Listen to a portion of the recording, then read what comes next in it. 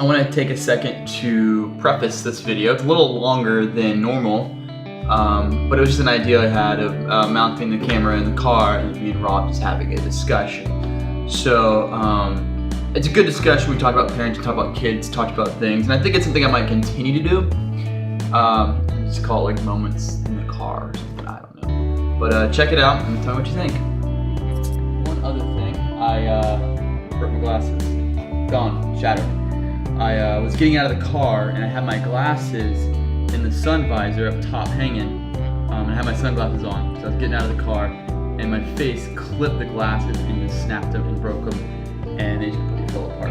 I got a new pair coming from Ropero.com. $100, great glasses, prescriptions. And they donated a pair to someone who's in need. So Ropero.com, you should check them out. So, Faith for radio. I like this, dude. This is a good time. How cool is this, huh? Yeah. So I was gonna say before I had hopped in the car with Rob here was that Try to make it sound natural. was that I know the key to good parenting, and it's that I actually don't know the key to good parenting. What I do know is that you love your kids as much as you possibly can. You have the most patience with them as much as possible, and you're consistent with them. And I think with those three keys, I think that your kids will be successful. My biggest fear as a parent is that I'm not going to be able to equip my I'm not going to be able to equip my kids to be able to handle this world. I think the world's going to take care of that. That's what scares me. Yeah, but I mean, that's the reality. Here's the thing that I think is inherently true for all of us, is that we end up doing the thing that our parents did and their parents did and their parents did. Yeah. And every generation swears they're not going to do the thing that their parents did, but we all do it because we all do it. The only experience any of us have is the experience of our own lives. So every single one of us has a subjective view of life. No one has an objective view of life. So inherently, when you look at the world, you look at the world as different than the world you grew up in. But how many times do we even think back about our own childhood? I mean, I don't know about you, but like my own relationship with my own childhood is constantly evolving. Like I feel like I still haven't made sense of my own childhood or what that meant or what that looked like. And so I think what we end up doing because of the way that our memories work is we remember things with rose-colored glasses. So we kind of throw out the bad times as like statistical outliers. Like, oh, those don't count. They don't fit the bell curve. Right. And so the only things we actually kind of grade our childhood on are these really great times. And then we don't have that same optimism of the present that we have of the past. So we end up looking at the present negatively and therefore are anxious about the future. Especially now that we have kids, we're that much more anxious about the future. And so we end up saying the same kind of crap that our parents said, which is like, oh man, the world's going to hell in a handbasket, or man, it's not like it used to be. Or, oh, remember, the great times. Good old days. My grandparents get this magazine called Reminisce. Oh man, it sounds like an old person's magazine. No, it really is. It's such. That's awesome. So if you imagine a magazine that's like a, do you get a free subscription to Country Living with it? No. I think it comes free with your AARP membership. Okay, but, it's part of the retirement package. Yeah, absolutely. But here's the thing. So it's this magazine my grandparents get called Reminisce, and it's this magazine like if you imagine, what's his face? Norman Rockwell. Yeah. If you imagine like a Norman Rockwell painting as a magazine, that's what this magazine is. Well, of course, then the things you start talking to, flipping through the pages of it and talking to my grandparents about it and go like, oh, there's not one African American, Latino, like there is no member of any socioeconomic, of any racial, like there's no diversity of any kind. Like Reminisce might as well be called the magazine by white people for white people. Yeah. But so it ends up being this thing though that like my grandparents don't even realize like how awful of a time they grew up in, because the only memory they have of it is their own subjective experience.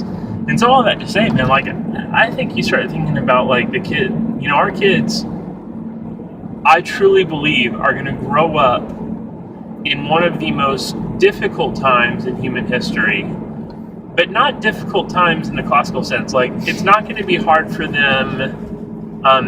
They're not going to have to worry about like where they're next. Kind of a crisis of faith and of spirituality and of personality.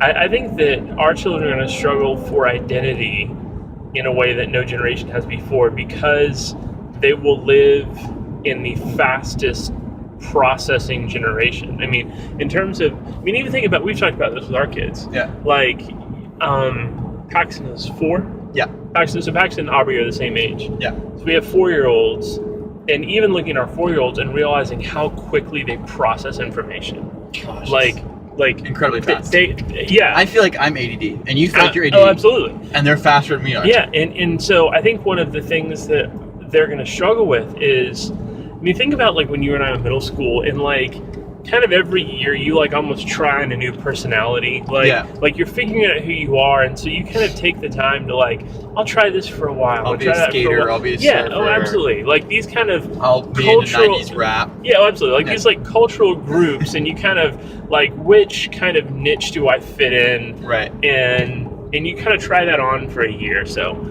But I think with our kids are going to go through changing identities like by the week. And so I think the problem for that is that they're either going to be the most well-adjusted, most diverse kind of, kind of the classical liberal arts education, meaning that they're going to get exposed to everything, right? Just a little bit. Yeah. Now, so the real question is, will that solidify a broader, more developed, more nuanced identity, or will that develop within them kind of a lack of an identity? That rather than anyone being one thing, everyone is a little bit everything. And so because you're everything, you're nothing.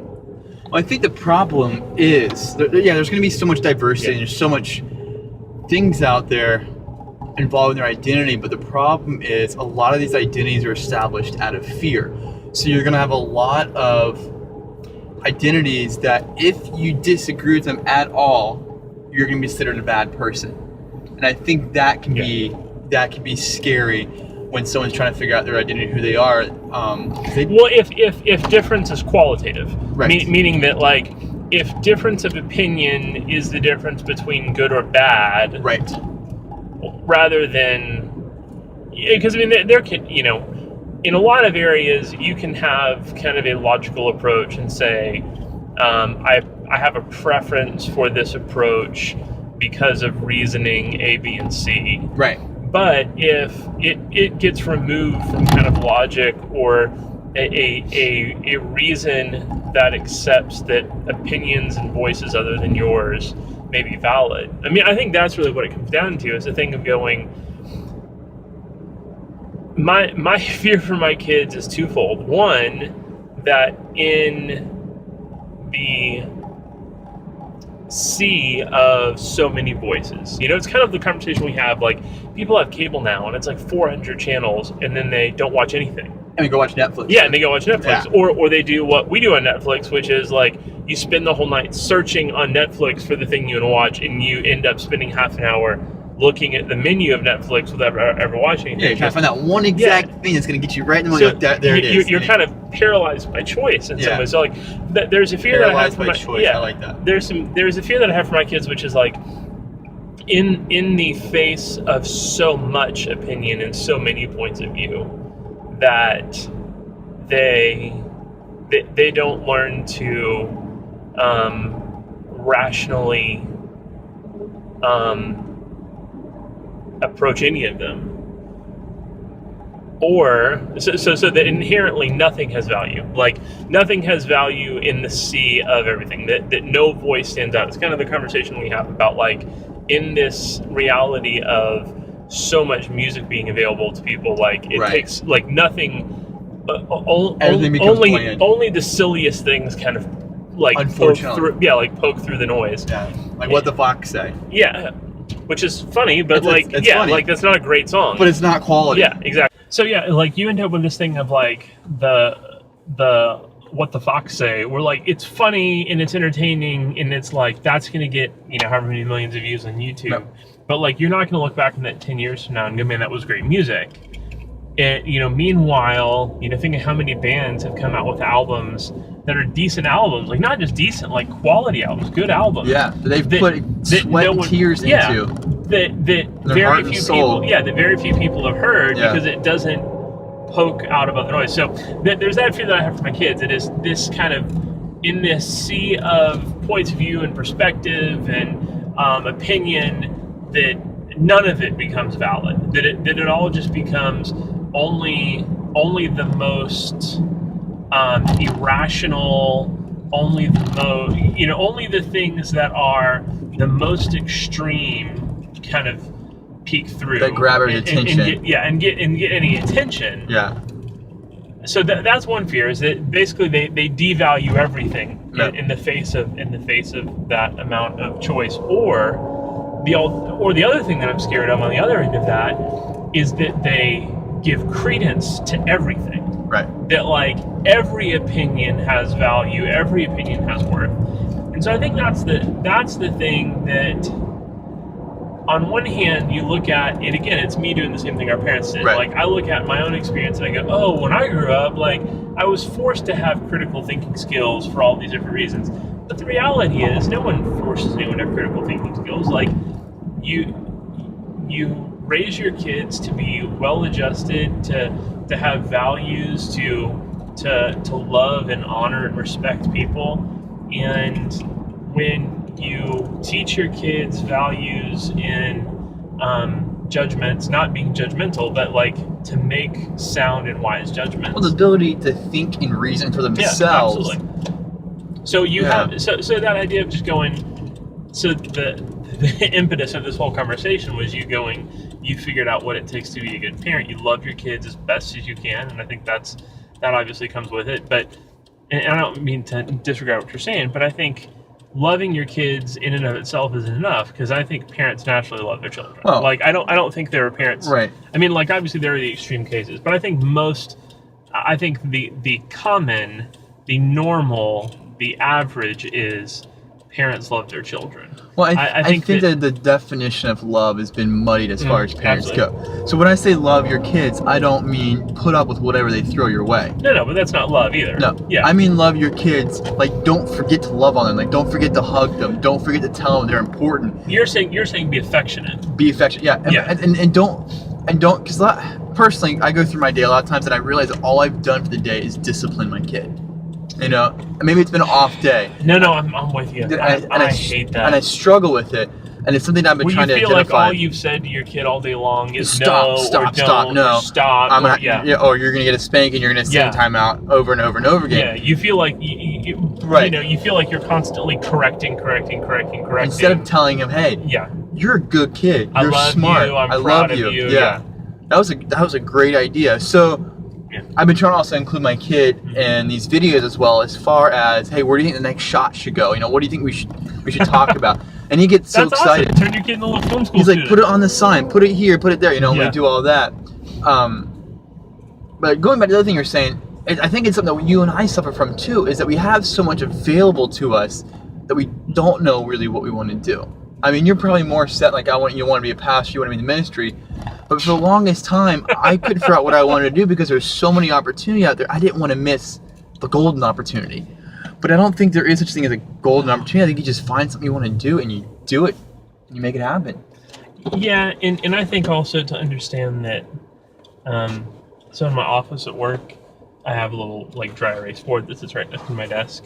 You're good enough, you're smart enough, and gosh darn it, people like you. That's what Rob sees before he goes and preaches the word on Sunday. No, you know what it is, honestly, is it's a line from Nehemiah. Okay. Nehemiah was this guy in the Old Testament, and Nehemiah is an incredible book because Nehemiah is really one of the only books in the Bible. Like, there's nothing miraculous that happens. Like, really, it's just a book about great leadership. Right. And so Nehemiah, his heart gets broken. He's burdened for the people of Jerusalem. He wants to see the walls of the city of Jerusalem be rebuilt. And so he's working as a cupbearer to King Artaxerxes. So he's working in this really prestigious position for this unbelievably powerful man, and he ends up, by God's grace, being able to go back to Jerusalem to help rebuild the walls. And so, of course, he sets, like, there's a job, there's a task to accomplish, and he sets to the work.